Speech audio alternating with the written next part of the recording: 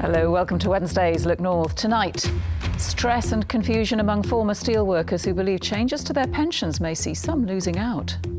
The pensions there, it's what they call gold-plated in the industry, and everybody thinks it's great. But once you think that might be taken away from you, think, I'm going to have to go back to work, or I might have to find some other income. Also this evening, the former council director seeking almost £750,000 for unfair dismissal. Flat out, extra staff on hand for Royal Mail's busiest day of the year, with millions of cards and gifts being sorted. But not so much festive cheer for this cabbie who's been told, lose the sleigh or lose your licence. And in sport, we'll be live at St James's Park with the latest on reports that owner Mike Ashley is about to sell Newcastle United Football Club.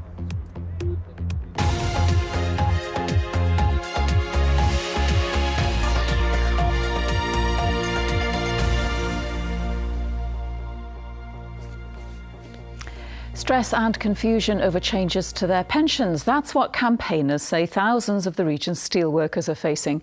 Two workers from Teesside have been giving evidence to MPs on the issue today after it was announced earlier this year that the British Steel pension scheme would be restructured to cut the cost to the industry and save jobs.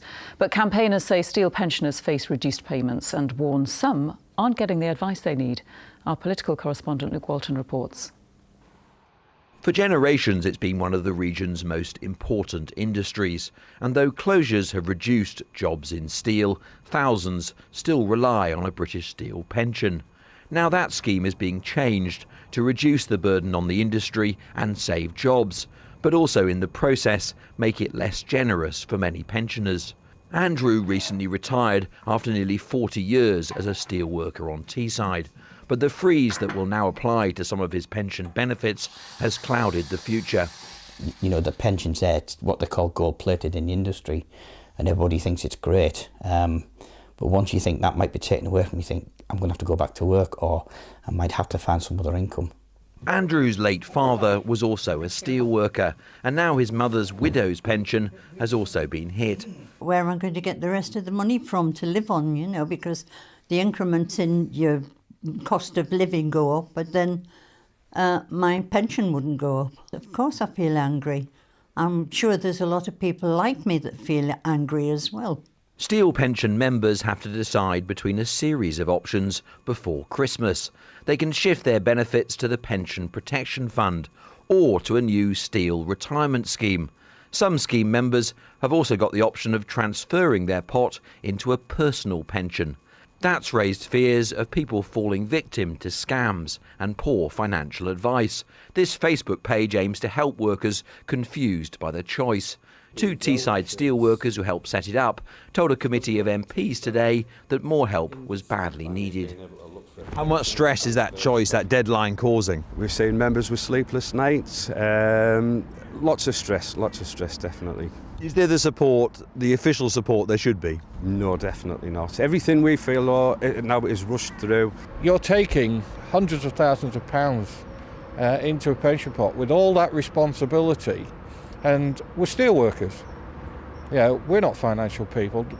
An industry built on hard graft, but also for its workers, the promise of a pension you could rely on. Now, for many in steel communities, that financial legacy is looking a lot less certain. Well, Luke's in the studio with me now. Luke, why are these pension changes being introduced now?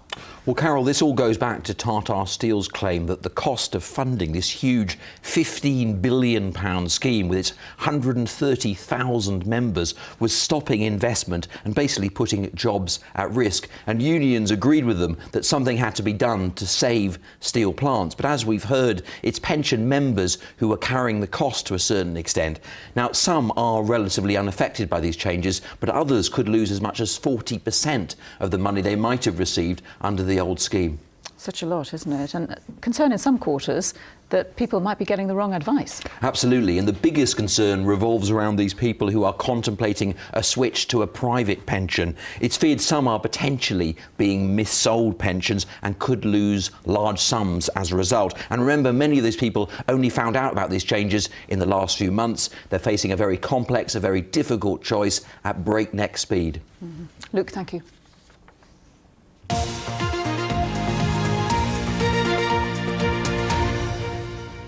former director at Middlesbrough Council is seeking more than £700,000 in compensation after a tribunal found she'd been victimised and unfairly dismissed.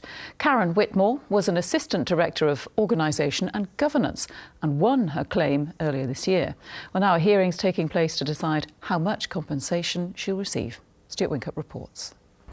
Now, this tribunal has already heard claims that there was a laddish culture at Middlesbrough Council in 2014, that senior managers made sexist comments and told crude jokes. Now, Karen Whitmore claims she was targeted because she refused to turn a blind eye to the way the council was selling off some of its prize assets like Acklam Hall for below the market value. Now, the council says time and time again it acted properly and did nothing wrong. Now, the former director won her claim because of the way she was dismissed. It was found councillors had been misled into supporting a plan to get rid of her. I think it's extremely damaging to the council because the finding of unfair dismissal was based around the fact that misleading, incorrect information was given to decision makers and information was withheld. Decision makers, in this case full council, so 35 councillors. Karen Whitmore said her professional reputation suffered after she was marched out of the council building last year, and she said she found it difficult to apply for other jobs in local government. Now, this remedy hearing is to find out the level of compensation she will receive, and we learned today she's seeking £723,000 in compensation for her unfair dismissal. Middlesbrough Council has not said how much money it has offered in terms of a settlement, but we understand the council has already spent around £300,000 contesting this legal action. Now, the remedy hearing will continue tomorrow and we'll expect to find the figure Karen Whitmore will receive then. Stuart Wincup, BBC Look North, Middlesbrough. A woman's pleaded guilty to 2 counts of causing serious injury by dangerous driving following an incident during the Eid celebrations in Newcastle earlier this year. A car mounted the pavement and injured several people, including 2 children who were left fighting for their lives. Mariam Kaba from Gateshead will be sentenced on the 22nd of January. A judge at Newcastle Crown Court told her she could face jail. York has banned the taxi company Uber after councillors rejected the firm's bid to renew its operating licence. Taxi drivers held a demonstration last night outside the council offices. They claim York's being overwhelmed with drivers who work for Uber, which has already been banned in London. 87% of primary schools in the North East are ranked good or outstanding, but only 66% of secondaries received a good grade, a 5% drop on last year, according to Ofsted. In Cumbria, primary schools are doing even better, but only 59% of secondaries were rated good. A bridge that's been closed since being partly destroyed by Storm Desmond 2 years ago reopened this morning. Engineers have rebuilt a large section of Broome Bridge near Penrith, which is Grade 2 listed. Now, by the end of the day, Royal Mail expects to have handled more than 4 million items of Christmas post at its Tyneside Mail Centre, making it the busiest day of the year. 600 workers plus 300 extra temporary staff are working to process as much mail as possible before the recommended last first-class posting date of December the 21st. Joanne Carter reports. Millions of Christmas cards. One of the biggest sorting offices in the north is having its busiest day of the year. Festive proof that social media and e-cards haven't ended this great British tradition. People love the Christmas cards. As you see, the keyword's traditional.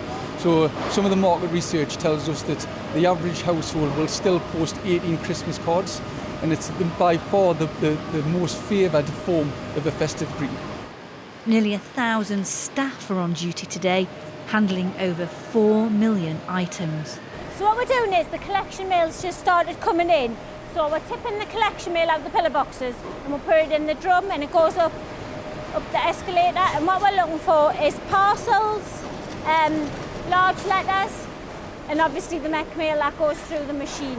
And we're trying to take out anything that won't go through the machine. And in a quiet corner of the Tyneside Mail Centre, the cards that didn't quite make it. No address, missing stamps. It's certainly a challenge to get these delivered. Anything like this, if we've got a name and a surname, we can try and keep a hold and wait for a claim. But obviously you'll see loads of them, mum, dad, grandma, we haven't got a chance because we're not allowed to open them.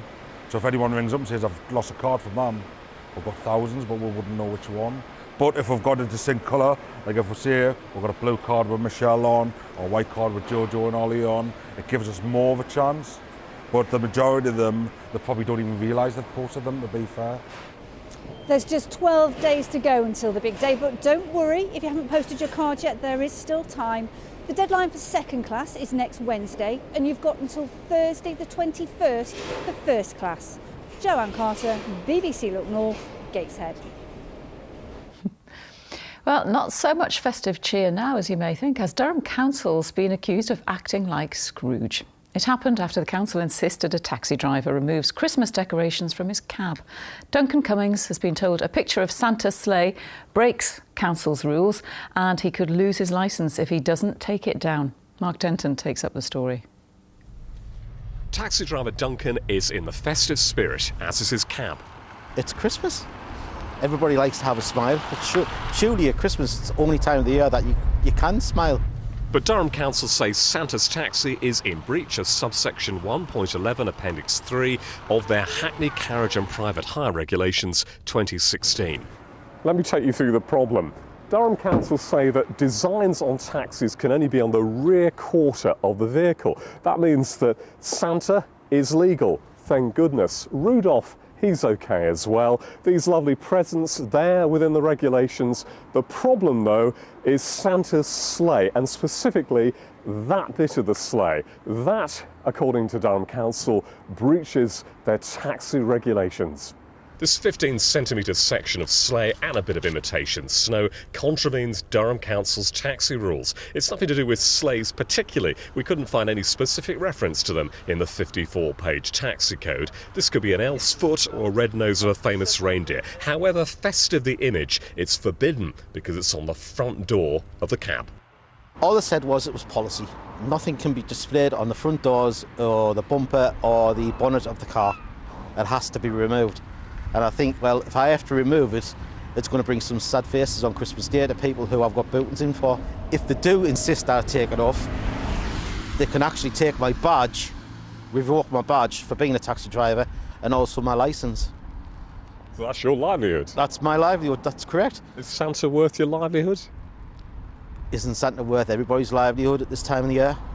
Durham Council say Duncan could be referred to their licensing committee, but they're hoping to have further conversations with him. Mark Denton, BBC Look North, Durham. Oh, a true believer. Right, you're watching Wednesday's Look North, still to come. Jeff will be live at St James's Park with the sport. Plus, we chat to Debbie McGee, Strictly finalist and York Panto star. How does she fit it all in? And it's a cold night ahead, more wintry showers and another warning for ice. I'll have all the details later in the programme.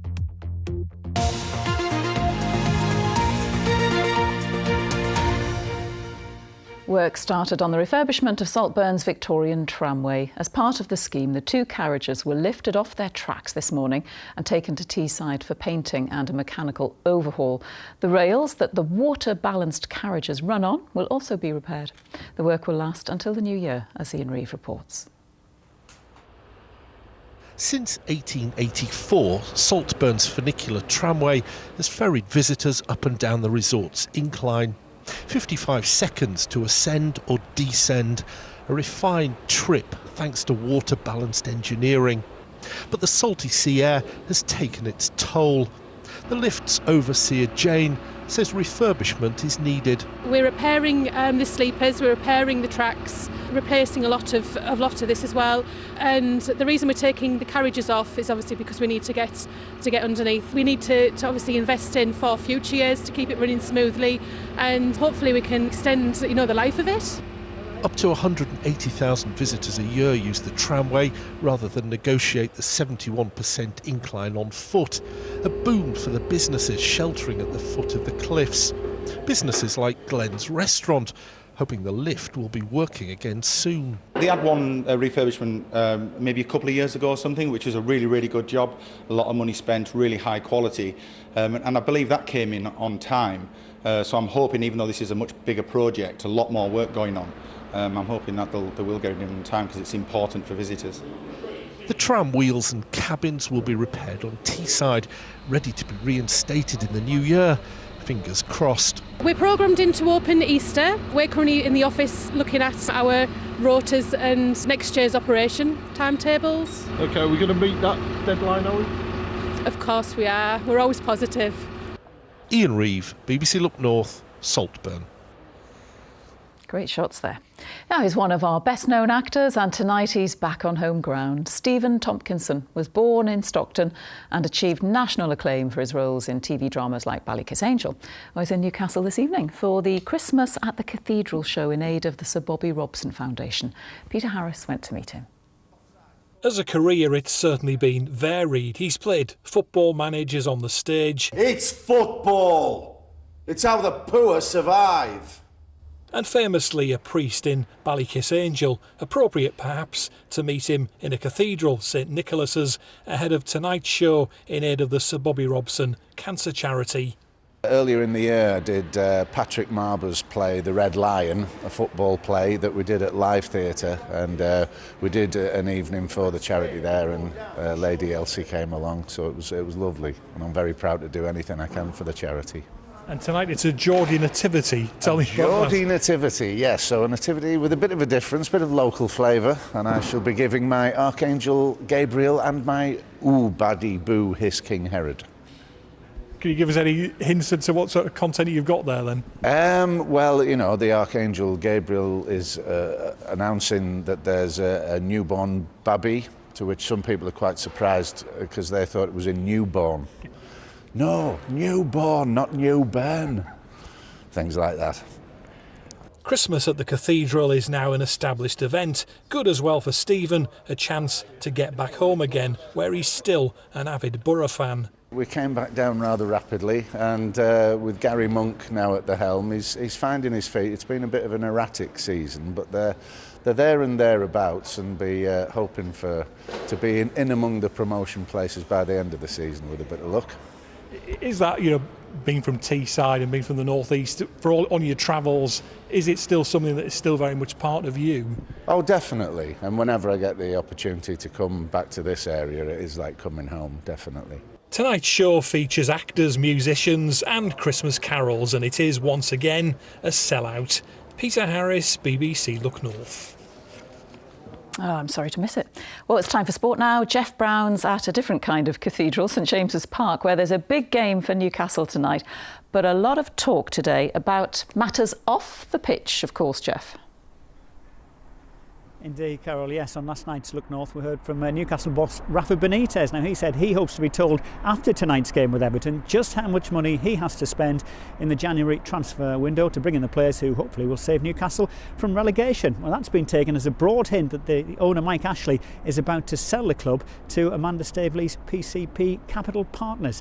It's understood that she's increased her bid to more than £300 million, and that Rafa Benitez will be given a transfer kitty of around £30 million.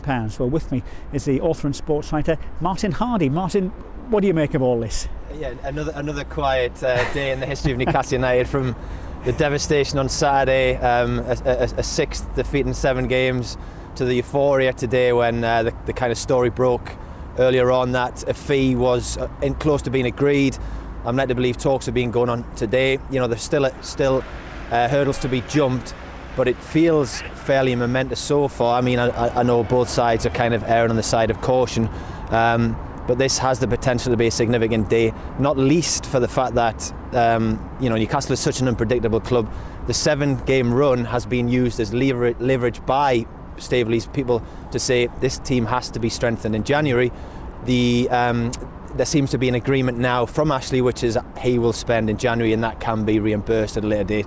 You know, in terms of what that means, £30 million, that would buy 60% of Gylfi Sigurdsson, who's playing tonight, or Jordan Pickford. So it's not, it's not going to change the world. However, it is vital that something is done, isn't it? Because Newcastle are in a tricky position at the moment. Yes, of course. And I think the one thing Rafa Benitez has done, which possibly goes back to, I think Kevin Keegan was the last person to challenge Mike Ashley, and you know, that ended up in a constructive dismissal case, which Keegan won. This is the first manager that's kind of said, you know, you have to back me, and you have to do things my way and the way that I do them. And he has said from the summer, when the club didn't really move fast enough, this team will need strengthening. Even when this club went fourth and we spent time with him, and you know, personally with him, he said, we still need. We're still a very, very young team, and there will be problems. Rafa Benitez, after that the run that Newcastle have had, he did say to the fans, "Don't panic." Yeah, if you start the season winning, losing, and drawing, then we will be more or less in the same position. But everybody will say, "Okay, it's normal," because we started so well. People thought that we could be there. But the reality is we are in a position that we have a lot of teams around, they have spent a lot of money, and still they are around us. So then what we have to be sure is that we stay calm and we continue working hard and we try to find solutions to the mistake that we are making already. And if we can do it, we will start winning games and everything will be easier. Yes, keep calm and carry on. I think I've heard that one before. Newcastle up against, of course, Sam Allardyce's Everton tonight. It's a tricky one for them this evening, Martin. It is, trying to be optimistic here. Newcastle have struggled against Watford at home and against Leicester at home. Two teams that perhaps had a bit more pace about them than Everton have tonight. It was a huge game on Saturday when the way the events transpired. You immediately looked at this match and thought Newcastle now have to win, regardless of the takeover talk, which is not necessarily a good thing to have hanging over a football club. Newcastle need to go out tonight, and ideally they need 3 points. That gap towards the bottom three just seems to be getting smaller every time you look at the league table. Crystal Palace suddenly win late last night. I suspect, in light of the news today, the ground will have a real feel of optimism to it, and that might hopefully kind of go through the players. We shall see. Martin, thanks very much for joining us. Cheers. Great stuff. OK, elsewhere in the FA Cup, new date for Carlisle's second round tie with Gillingham, which was called off at Brunton Park last night because of a frozen pitch. It'll now take place next Tuesday, December the 19th. And top marks to a couple of dozen brave Gateshead fans who made the trip, the 760-mile round trip all the way down to Torquay last night for the National League game. Unfortunately, having led for most of the match, they conceded a last-minute equaliser and it finished 1-1. Now, the cold weather also forced the cancellation of today's racing at Hexham because of a frozen track, but there is a chance that racing might go ahead tomorrow at Newcastle. There'll be an inspection of the jumps course at 8 o'clock in the morning. Much milder conditions today, but with temperatures likely to drop again tonight. Officials are keeping their fingers crossed. Stay with us for the full weather forecast. That's it from St James's Park. Don't forget the before match commentary as usual on BBC Newcastle, and I'll be here with an update on the score and possibly on the sale of Newcastle in tonight's late news. Carol. Could be interesting. Thank you very much. Well, after 12 weeks of blood, sweat and tears, millions will be glued to the TV this Saturday for the final of Strictly Come Dancing. For one contestant, it'll bring to an end weeks of travelling between London and York. Debbie McGee, the oldest ever finalist, is starring in Panto in this city, which, as Phil Connell reports, has meant an exhausting schedule of training and rehearsals.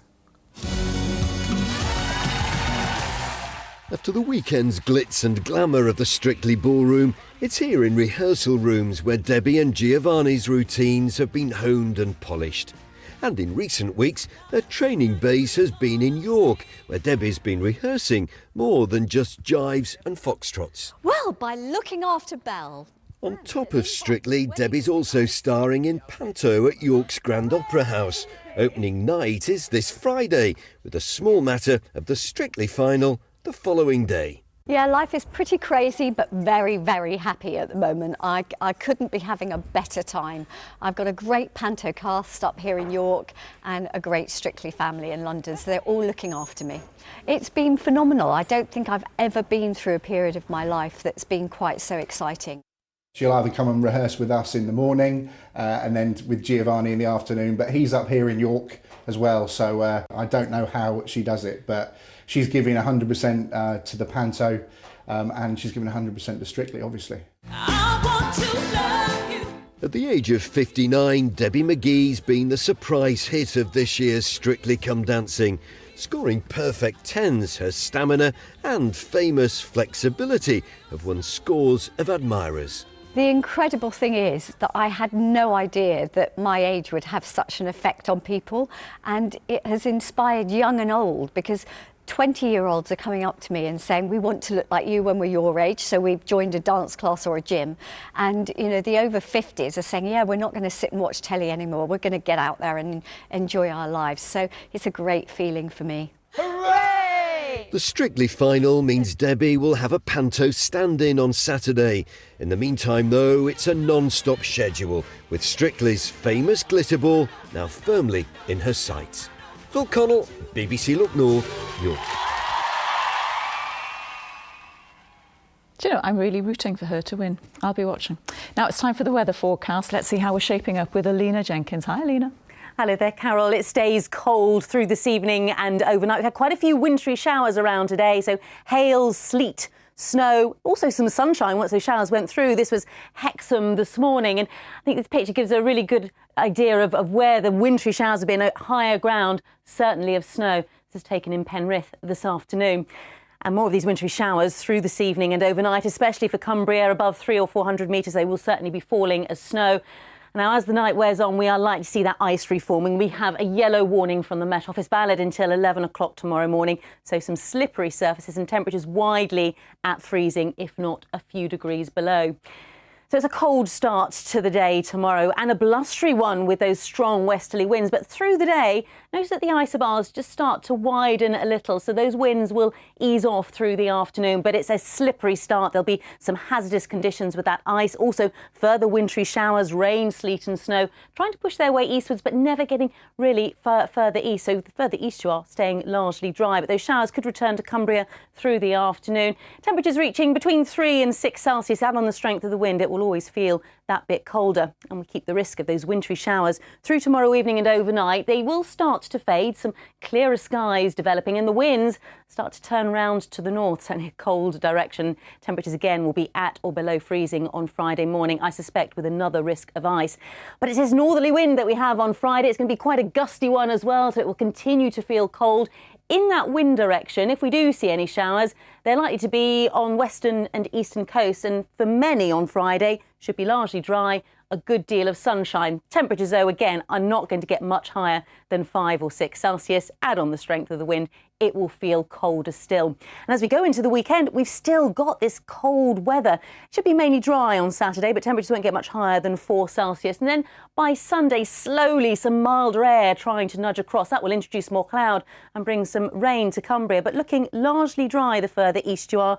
Some good spells of sunshine through the weekend and slowly starting to turn a little bit milder. Carol, back to you. Thank you very much, Alina. OK, that's it from me this evening. Don't forget there'll be match commentary tonight on BBC Newcastle. Don't forget the late news too, 10:30. For now, bye-bye.